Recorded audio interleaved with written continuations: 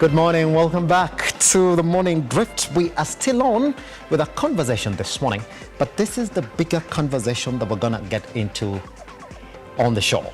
Now, it is Thursday, so we talk to you about your health and the things that you need to really take care of as you move on with your day. And so today we're gonna talk to you about breakfast. For those of you like me who've not had actually had breakfast. Wow, the rain is doing me so much.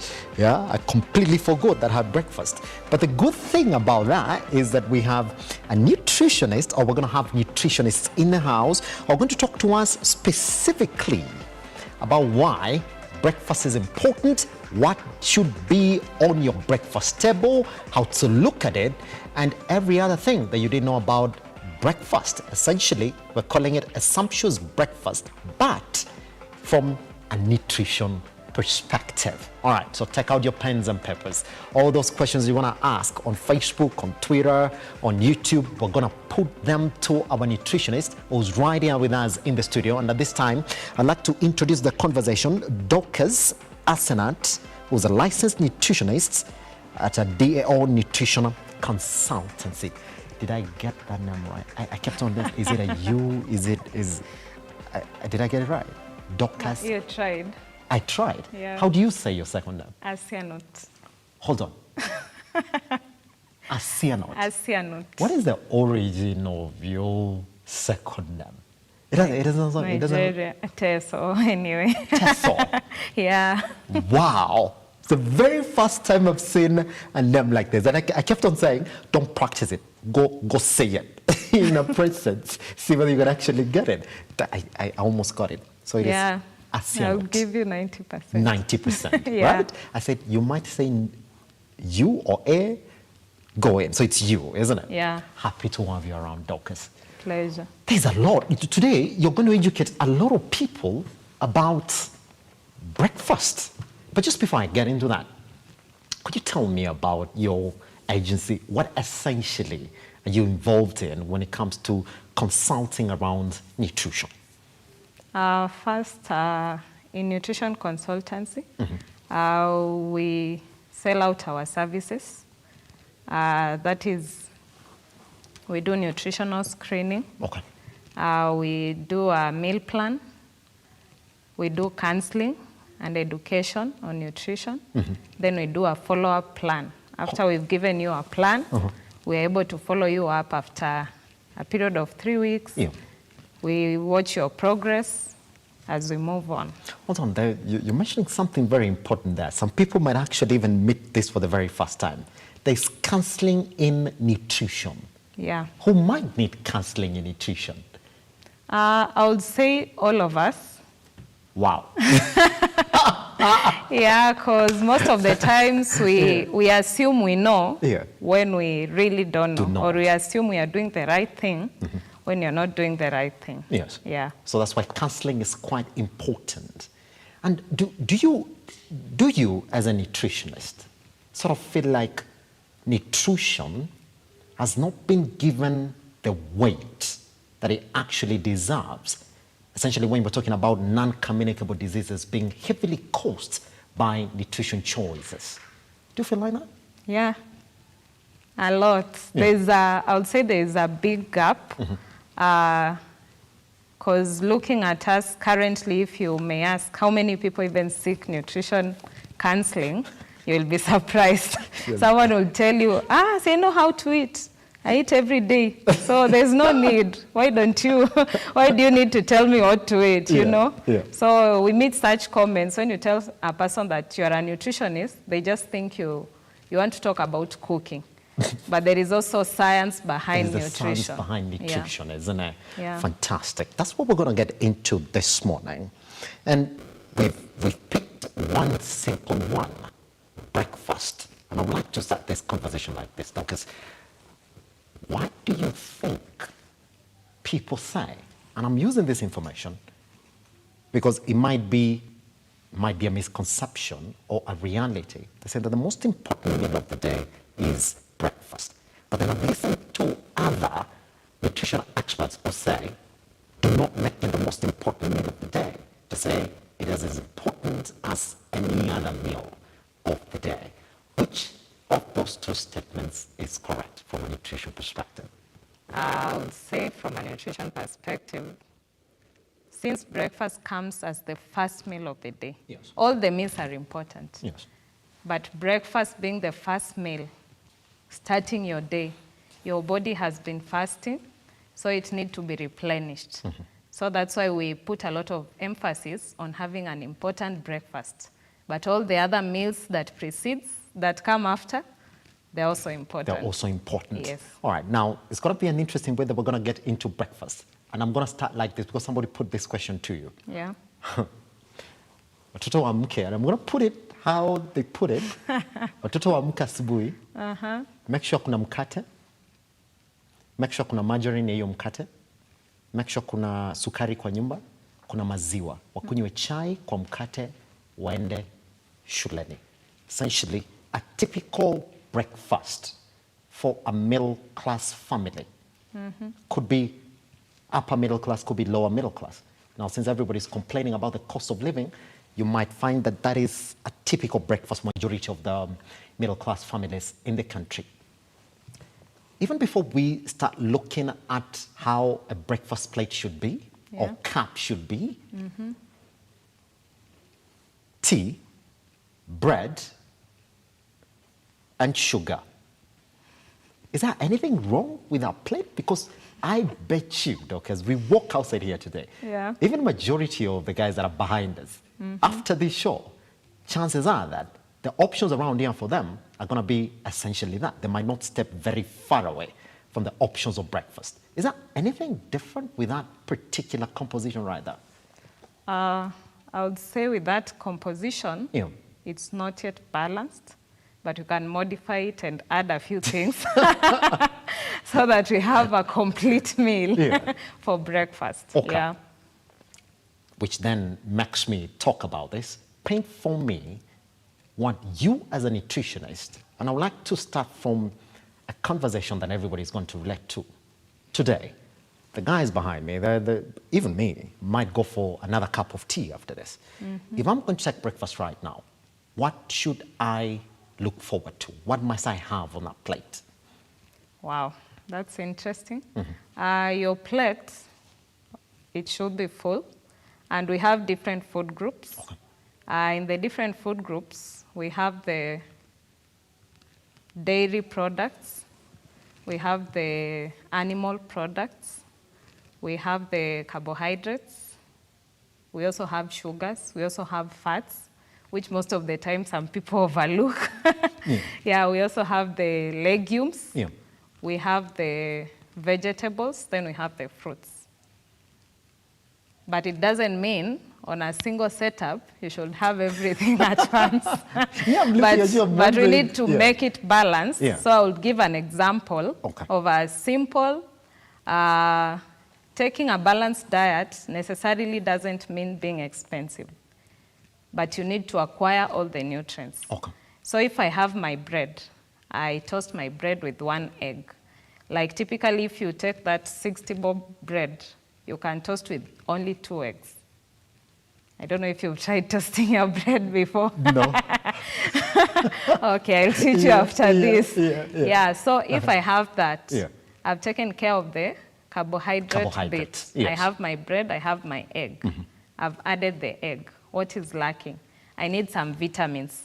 If I have my onion and my tomato in the house, it doesn't have to be 4 or 5. One tomato, half an onion actually. That's enough to add in between your toasted bread and take with your tea. You'll be good to go. So it's not complex, isn't it? No, it's not very complex. Most people shy away from a balanced diet because they think it's very expensive. But looking at that, you're able to have a balanced meal that is affordable and it's accessible. We can access bread. If you don't have bread, you can have your mandazi with your egg, and then you add your tomato. Or if you don't have your tomato, you can eat a piece of banana, half a fruit, you can access it, or a whole fruit, I believe our fruit goes at 10 bob in the market. Yeah, it does. It does. Yeah, you don't have to go to the supermarket to buy kiwi fruit. Yeah. You can get an orange. Right now, in season, we have pears, we have mangoes. So we can easily access them. So it doesn't have to be complicated. Right outside your doorstep, you can get a mango at 10 bob, or even 3 at 10 bob, the small ones. That's it. Yeah, so it doesn't have to be complicated. When you're introducing, and we want to talk about meal plans later on, and see exactly how you prepare to stick to meal plans. Here's the thing, Doctor, the challenge is not, and I'm speaking from a personal perspective, and I will tell you that majority of even the guys that you're going to meet outside there, chances are that if I talk to 10 of my friends, I challenge them to tell me sources of carbohydrates today, they might not. If I tell them, give me 10 sources of vitamins, they might not, Dorcas. The challenge is in education, that you need A, B, C, D, and these are the sources. Yeah. Is that where it should begin? Because today you will tell me to eat a fruit, I might not know what else to eat other than the fruit. I might not even know the type of vitamins that I'm getting from this particular fruit. Is that where it should begin?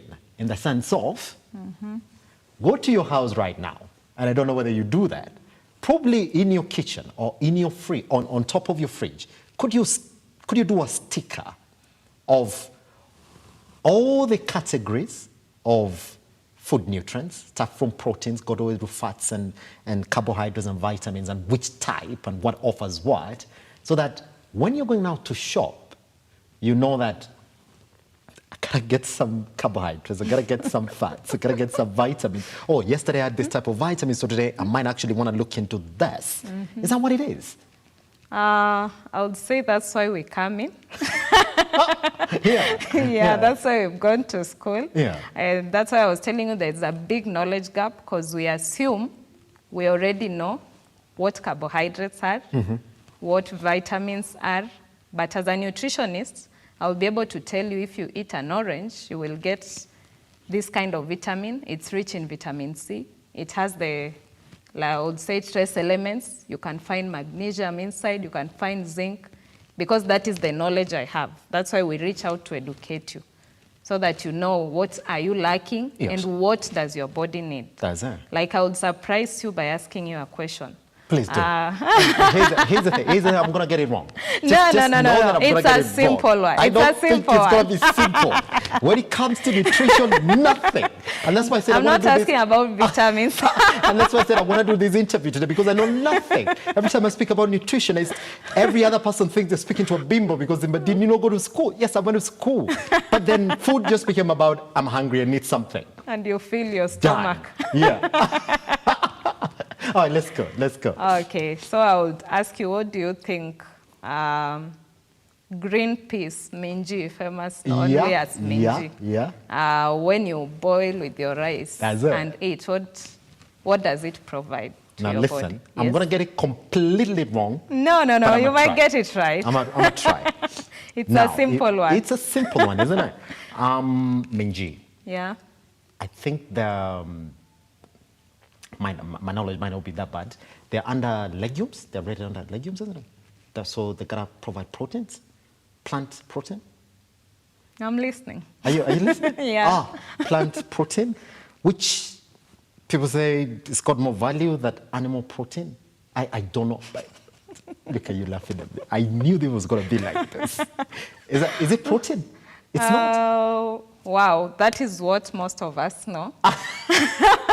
But now when you boil it, it is converted and it provides sugars to your body.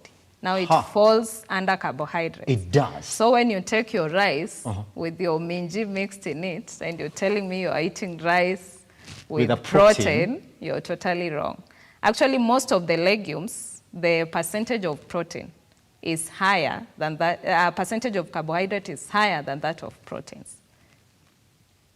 Okay. Yes. New information. You see that? Okay. Can I ask you this? Yes. Do we need to be actively taught afresh on nutrition? Because you see right there, for you've got the inside knowledge. Saying that, well, you see, guys, I know these things as they're just right there on my fingertips. But you see, you're surprising me that the percentage of carbohydrates in plants, like the peas, Yeah, it's is higher. quite higher. So that thing right there, is that why we need to approach families and teach them about this? Absolutely. Okay.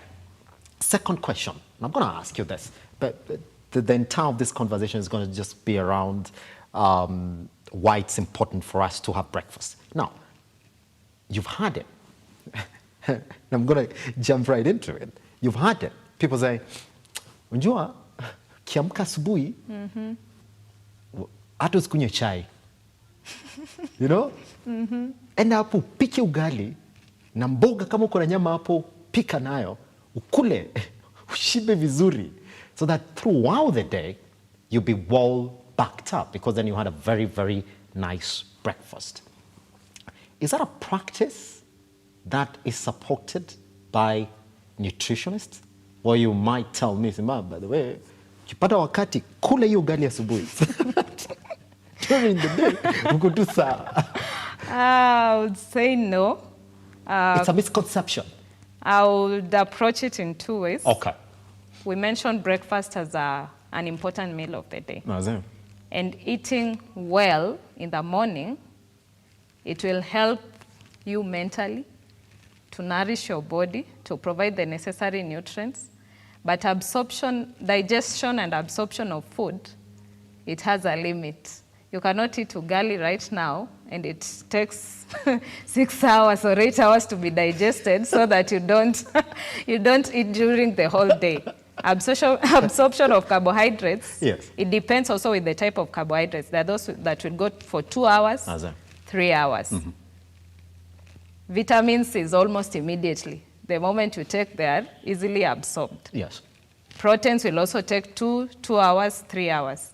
So if you eat in the morning, by 11, if you took your breakfast immediately at 7, I expect by 11, your stomach is already empty. But I would say, also as a nutritionist, I've also done psychology. Yes. Eating starts from the mind. When you make up your mind to eat right, you will eat right. But the moment, vile umesema, you've had people say, kula hiyo ugali, then you don't have to eat. It's all psychological. If you know that, if you tell yourself, speaking from a practical point of view, if you tell yourself in the morning, if I eat this ugali and not eat during the day, trust you me, you will not eat. Because your mind will be telling your body you're full. We're fine. Yeah? Yeah, so it starts from the mind. And that's why we reach out to educate you. When you have the knowledge and the know-how, how am I supposed to eat? What does my body require? Yeah. After how long do I need to eat? Because this food is no longer in my system. It has been absorbed and others have been stored. So I need to replenish that food. That's why when we make you a meal plan, we give you different time frames, because we know absorption of this food will take this time. Yeah. Pretty much. So now, just before we take a tiny breath and then come back and then start handling the mental decisions that somebody has to make just to know exactly how to eat right, when it comes to breakfast, Yeah. and these particular nutrients that we're talking about, all the way from fats to proteins to carbohydrates, is it that in every meal that I'm presented with at breakfast, that at least it must have one of each type of these nutrients? Or it is something that, are you saying, when I have a meal plan, like this week, maybe from Monday to Friday, those are 5 breakfasts. If I'm going to assume that you're going to take one breakfast, that in now 1 week, I've touched on each and every of these nutrients that we're talking about. Is it a single serving, or it is at least you gotta hit? Don't go for very long without taking vitamins. Like what they say, do not stay for so long without taking a fruit. So you find people saying, this week bwana sijakula fruit, let me go buy a fruit. Which is which? I would say in every serving, okay, at a particular setting, when you're sitting down to eat, your plate should be balanced. It doesn't mean today you're saying today I'll eat eggs, Now tomorrow morning, I'll eat bread alone because I ate Because eggs yesterday. That one took care of yesterday. But you see, that's what majority of people do, though. That's what majority of them do. Which is wrong. Which is wrong. So is it hard to balance your plate? It is not hard. I gave you a very simple example. Very simple example. Yeah. So which is hard? The hard part is in learning how to balance it. Yeah. That's why we need to teach people and educate them to have the knowledge. Now, it's a direct question, just before we take a tiny breather, because once we come back, we're going to look at exactly what those available sources of this particular nutrients are. It's a direct one to you. How long would it take for me to learn how to balance my plate? It doesn't have to take long. The moment you realize you need to eat healthy, yes, that's the right time to make that decision. To start making that decision. And that will be your drive. That will be your motivation. Pretty much. I need to eat right. What should I do? You will look for me, I make for you the meal plan. Yeah, that's it, by the way. That's why she's here. So once we come back from this tiny breather that we're going into, we'll be looking, number one, into a very contagious issue that majority of us do not talk about. Yes, you're balancing it, but then what are the right portions for each? And guess what? I've got proper questions for her, and they're quite direct. The guys have been asking me, how many mandazi should I take? How many bananas should I take? How many oranges should I take? And by the way, what is a cup of tea? What is the size of a cup of tea? How many sugars? We're going to get into that. So get out your pens and papers, because she's right here. Those questions you've been asking about, they're coming right in the second part of our discussion right here on The Morning Drip. Funny enough, majority of those questions that you're asking are actually the same ones that I had, because I realized yesterday night I got home hungry because I didn't have time to cook. I ate 3 bananas. Did I do it wrong? She's laughing, meaning definitely I did it something wrong. So once we come back, let's talk about that breakfast from a portions perspective, but then portion in this sense, each nutrient, what provides it, and we're going to look into what you're going to meet at your doorstep, and those particular portions that we are talking about. Essentially asking the question, kushiba ni nini in nutrition? Once we come back right here on The Morning Drift. Good morning.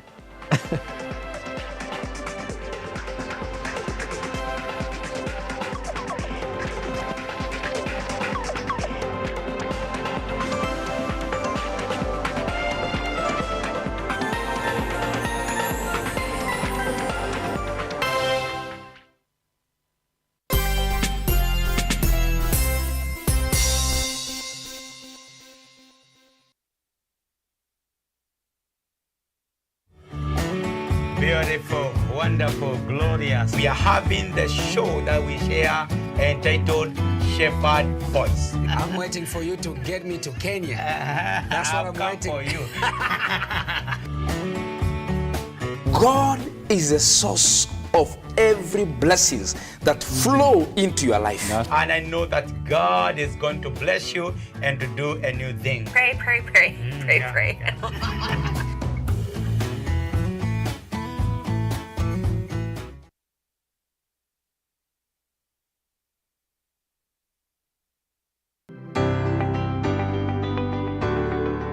Mtu atavuna alichopanda. That is a law of God. Children are not like the building bricks where they are made. These bricks, most of the earthen bricks are made in something called a mold. Tusipague watoto kwa sababu huyu mtoto anafanya vile wewe unataka ama anakufanana. There is information all over this time in history. You will Google, you will go where and get information. But the best source of information about how a man should be is the word of God. Mungu asaidie wa mama tuharibu hiyo kitu ya kusema ati una hate daughter in law.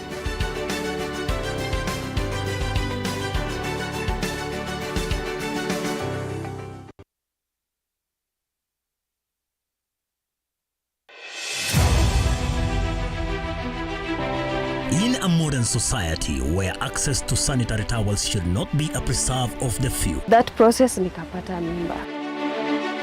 Nikiwa form 2 because nili drop out. It is disturbing that young girls in Kibra have to confront unimaginable life struggles to lay hands on this precious commodity. These men hawata kupatia pesa for free. So inafikanga point hata wanakunyima hao. So you'll have to beg in that you have to sell yourself and upewe pale. Join Samia Dika this Sunday. Pesa zako ya hata kupea pesa mingi. Ni tu za ili usilale njaa. Sometimes hauna pads, sometimes hauna nguo ya ndani. As he tells the story of these girls through their own eyes in a special feature. Alikuja akaniacha, nikalea mimba peke yangu. Period poverty.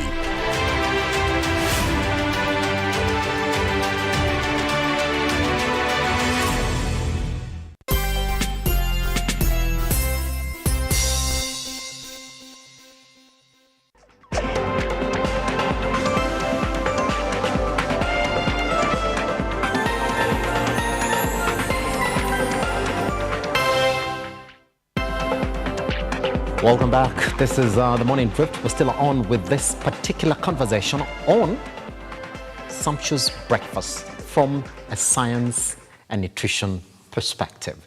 We've answered to you some of the questions that you put through to us online. Now we're still going to dig deeper into this conversation. Then let's handle one, the nearest sources of all these nutrients for your breakfast, and number two, then, while we're still looking at the sources, we ask the question, what are the right amounts? Dorcas, welcome back. Thank you. Let's begin like this. And this is the challenge that we have now. You're going to look at a Nairobi household or a Kenyan household, and we're designing a cheap, affordable breakfast. When you're looking at the source of proteins, of vitamins, you're looking at fats, you're looking at all this, minerals, all the way to fiber. Could you tell us the common breakfasts that you would essentially expect as somebody who's started to eat healthy? What are they going to look like? Wow, thank you. In our setup, maybe I would throw a question to you. Yes. Like on a normal day, what do you take for your breakfast? You're going to start laughing. Here's the thing. And probably you're going to hear it in the wrong way possible. But I'm going to roast myself so that any other person listening then would also say, I want to stop doing that. Now, this is how majority of people approach breakfast. Men, actually. Let me speak for the men. And they might say yes. Whatever you had last night, if there was anything left from the meal you had the previous night, the only thing that I'm going to pull to that conversation probably is a cup of coffee and we are done. So, for example, myself, last night, I had some rice. You said 3 bananas. Yeah, hold on. No. This morning. So last night, essentially what I did, I had 3 bananas. Got home very late, said, I went to my fridge, there was nothing in it. I was like, okay, done. So I'm not going to start cooking. I looked around, I was like, oh, I bought some bananas. They're right here. So to console myself that I was going to sleep hungry, whether I liked it or not, I had the 3 bananas. All right? Water, slept. Woke up this morning, I was like, oh, I'm quite hungry. I cannot really start my day like this. So what was next to me? Had some rice with some avocado and cabbage. Fried cabbage, okay? Steamed, or whatever they call it. And then a cup of coffee, then I walked out. So if you look at my breakfast this morning, rice, cabbage, avocado, there was no banana because I cleared everything, and coffee. Is that balanced? Rice, avocado, we are lacking one thing. What is it? The protein bit. Oh. What is the source of protein in your meal? Completely out, isn't it? But you assumed you had eaten a balanced one. Yeah. In fact, I enjoyed it. I was like, wow, we're eating in the morning. Best times ever. I would first respond by what you said most men do. Yeah.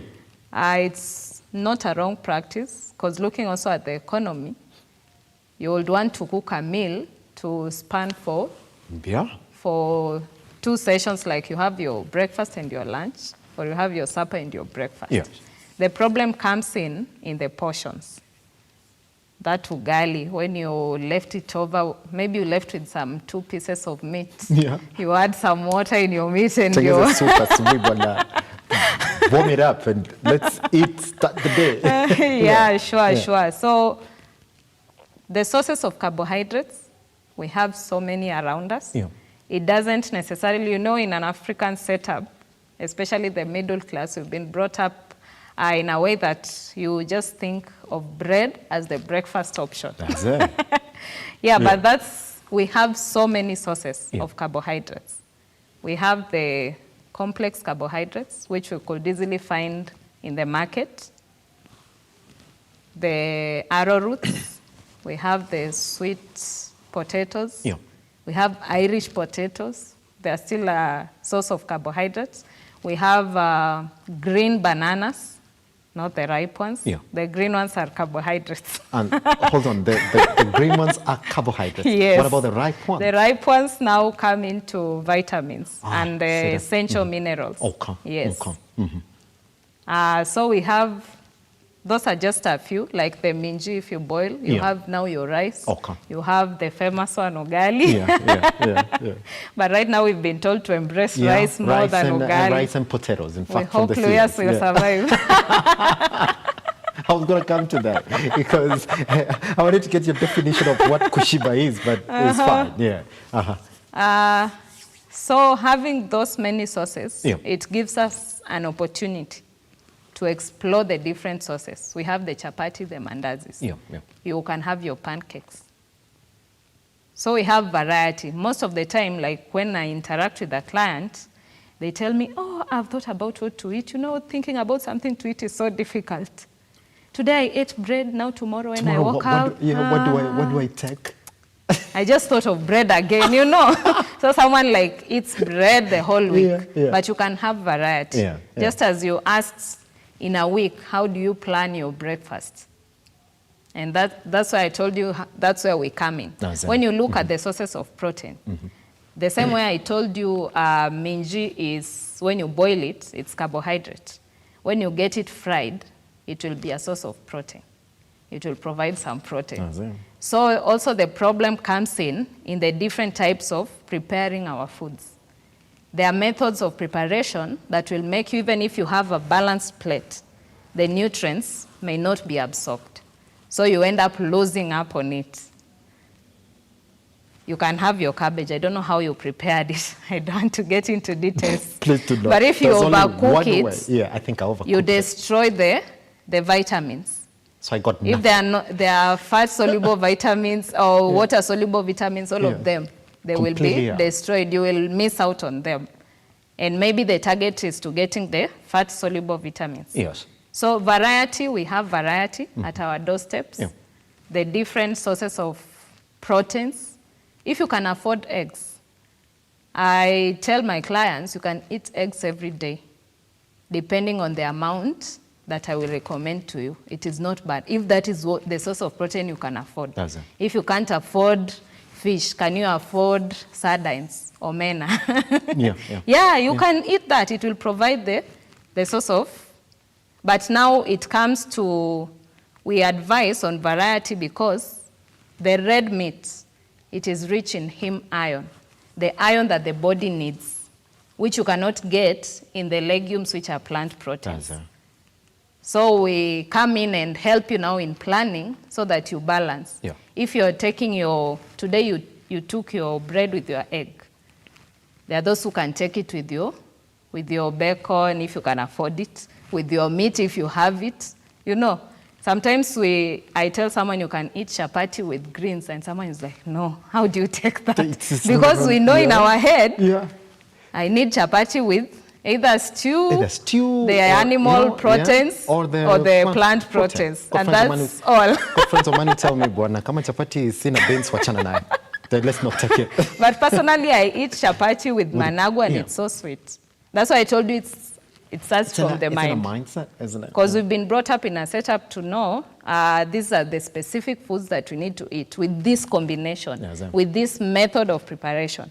But as a nutritionist, I help you in unlearning those things, knowing how to mix, and then I will help you now in portion sizes. Like in a day, an adult is required to eat like for carbohydrates, 6 to 11 servings of carbohydrates. A child is required to eat 6 servings. And 6 serving, one slice of bread is an equivalent of 1 serving. Because we'll start from that. Because that was my next question. Because I would approach it from this perspective. What is the scientific definition of I am full? Or in Swahili, as they say, nimeshiba. How do you, as a nutritionist, how do you define nimeshiba? Because that would run into so many definitions by so many people, depending on whom you're talking to. I'll tell you what mine is. If my mind has told me, let's stop eating, I might go for more.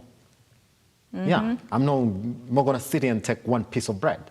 I might go for 1 or 2 or 3. Or 4 or 5. 4 or 5. You hear the people tell you, if I don't take 3 chapatis, my mind will fight me for the rest of the day. Like, I'm not okay. There's something that we're missing. We didn't hit the number. What is the definition of kushiba in science? I would approach that in this way. Every individual has different needs. Yeah. So I might recommend for you your serving and your portion sizes, but we have different energy needs based on the level of activity that you do.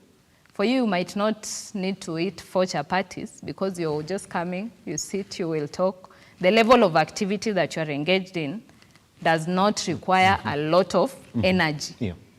Because also that goes in line with the amount of food that you eat. You cannot eat the same amount of food na ule mse wa mjengo, or the guy who plays rugby. Definitely. I've met some who come, they eat those 7 chapatis in a sitting. But that food is going to be put into good use. Yeah.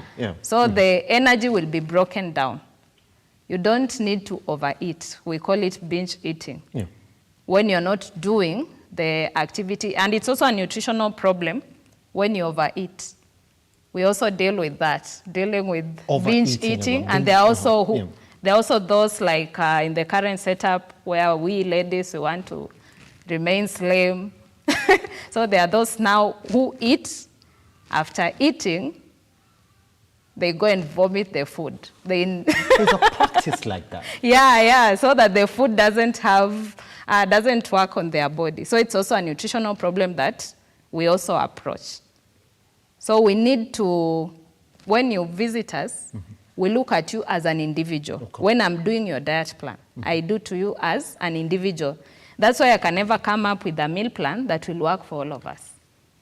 It is very specific. Yeah. Client-centered. That's it. Individual-centered. What are some of the questions that you would ask me today if I visited your office there and say, I need a meal plan that fits me? What are these top questions you're going to ask me so that you learn me as a person? Because you've said eating is a mental issue, that if you're not, if you're not ready, then you're not going to fit in with the meal plan that we're giving you. I might do it, you'll give me the money and you will not practice. You will put it in the house. Yeah. So what are the cycle questions that you ask me so you know exactly where I am? Before I get to the questions, there's something we call screening. I'll do the nutritional screening. I'll get to know who you are in terms of your body weight, your body height, your body mass index, we call it BMI, the fat content, the nutrient content. We will get all that screening. After getting that, I need to know your food history. Like on a typical day, from morning to evening, what do you eat? What is the trend of your feeding habits? Do you just eat because you're hungry, or do you eat because your body needs food? So when I ask you that, I will get to know, I get the history and your habits.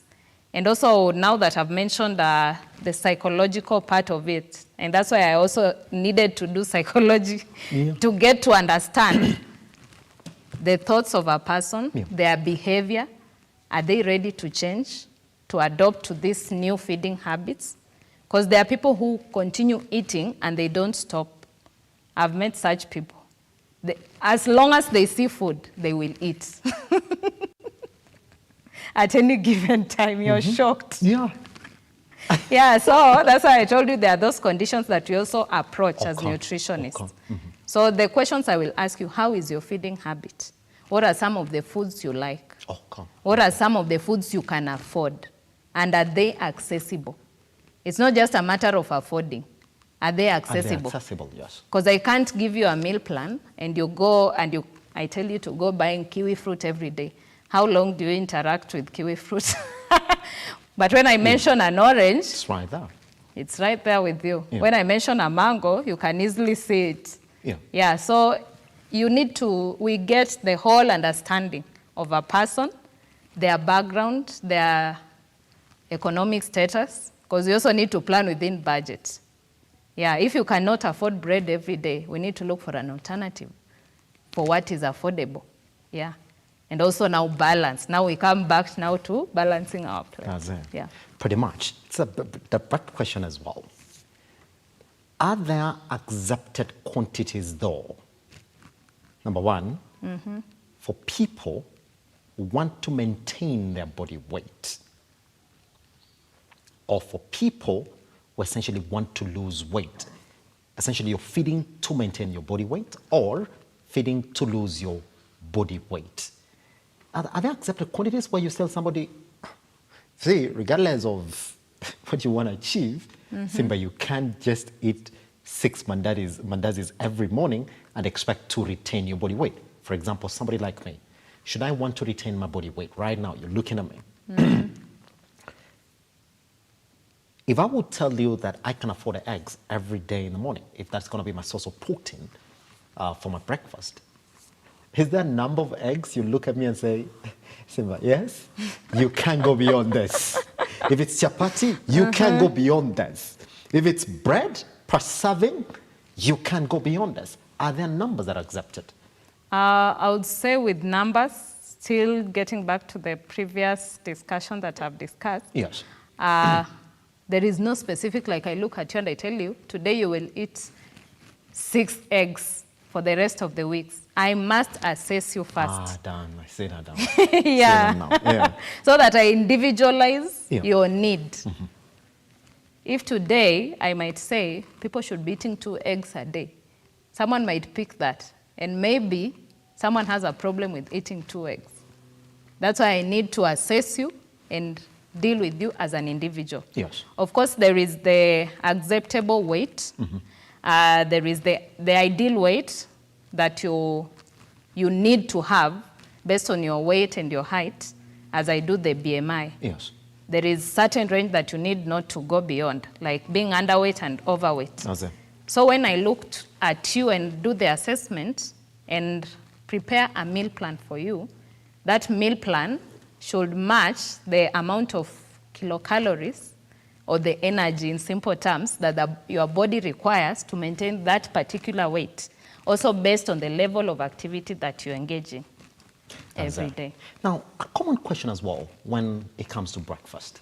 Yeah. Now, I know you met it, and I know I've met it because then there was a time my father was under diet plan, and the doctor said, well, it's just a cup of tea or coffee. So you go back and then you say, when people say a cup, what is that? Cups come in different sizes. What does it mean? Cups come in different sizes. People tell you see now for your milk or tea in the morning, do not go beyond a cup. If you essentially, I know you've actually told people that, just a cup of tea in the morning plus ABCD. What do you mean when you say a cup? When I tell people a cup, I indicate the amount. The standard cup that we use is 250 mLs. So any of my clients, I just don't tell them anonymous cup. Oh, yeah. I indicate the amount. 250 ml. 250 mLs, yeah, of the cup. not ile ya Mluya. Tea inaitwaje? And then when then you say that this is going to be the cup, also that varies from clan to clan. Is that what you're saying? That is my cup going to be smaller than a rugby player, for example? Oh, now what happens, the standard cup is 250 ml. Yes. But if your needs are higher, I might recommend 2 cups, 3 cups, 1.5, but the standard measurement is 250 ml.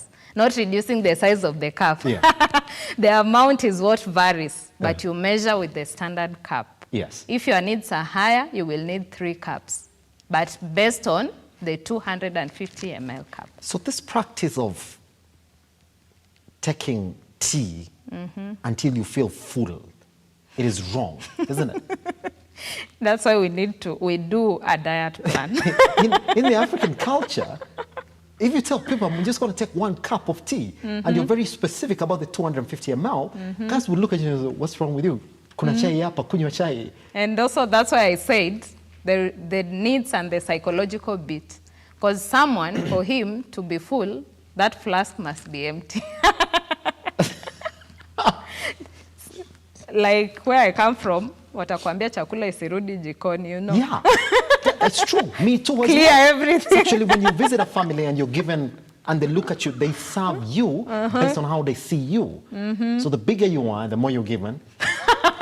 The tinier you are, people like me, we suffer a lot when we visit in my clan because they give you a bit small because they know you might not actually clear that food. And funny enough, your needs could be even more than the person who has the larger surface area. That's what I'm saying, isn't it? So it's, sometimes you also find culture, don't you, as a nutritionist? Yeah. Where you blatantly look at someone and say, no, don't do that, that's wrong. They're like, you cannot clear thermos or a flask of tea. It is not proper culture from a nutrition perspective. Now, another one. Very important. I know this is something that you run into most of the times. Majority of the times when families run into sugar issues. I know it's a very contagious issue. It's been blamed for a lot of diseases that we are fighting with nowadays.